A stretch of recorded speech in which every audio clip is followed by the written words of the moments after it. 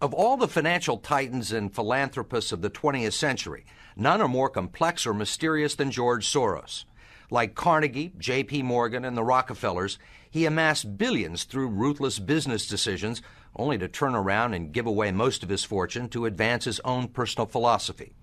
He can move world financial markets simply by voicing an opinion, or destabilize a government by buying and selling its currency.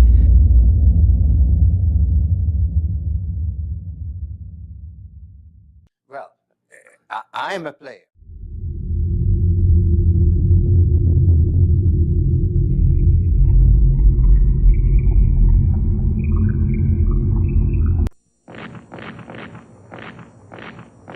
It really started in 1944 when Hungary was occupied by the Germans, and me being Jewish, I was in danger of life. And he arranged for all of us to have false papers. Everybody had a different arrangement. I was adopted by an official of the Minister of Agriculture, whose job was to take over Jewish properties. So I actually went with him, and we took possession of these large estates. That was my identity.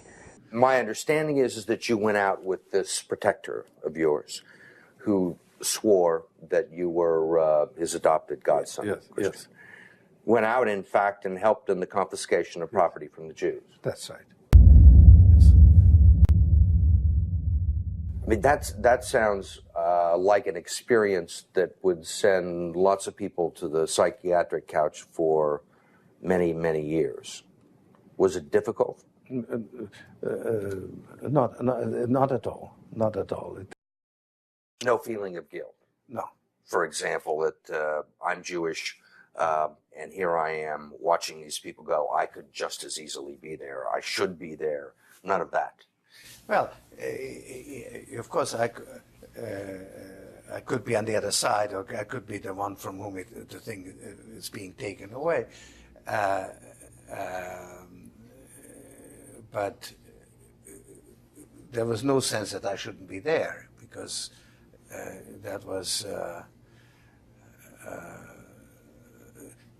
well, actually, funny way, it's just like in markets, that if I weren't there, of course I wasn't doing it, but somebody else would be taking it away anyhow.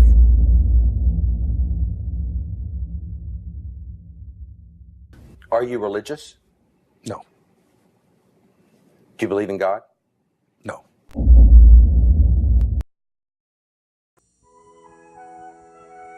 After the war, Soros left Hungary and went to England to the London School of Economics. There he discovered the works of philosopher Karl Popper. Soros was deeply influenced by Popper's views on the nature of science. So I came to a conclusion that basically all our views of the world are somehow flawed or distorted. And then I concentrate on the importance of this distortion in shaping events. They call it Black Wednesday, the day that currency speculators broke the Bank of England. The bank and British taxpayers lost £6 billion. The bank got caught in a financial tug-of-war. Britain was in a deep recession and needed to lower interest rates to turn the economy around, but British interest rates and exchange rates were locked into the high rates of Germany and the European community. Something had to give. Soros acted. He borrowed pounds, converted them to other currencies, and waited. When the pound finally did fall, Soros paid back his loans, but because pounds were cheaper, it cost him less to repay his debts, and he pocketed the difference.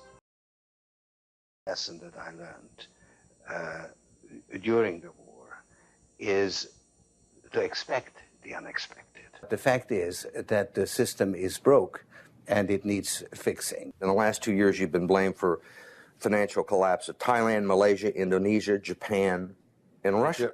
All of the above. All of the above. Yeah.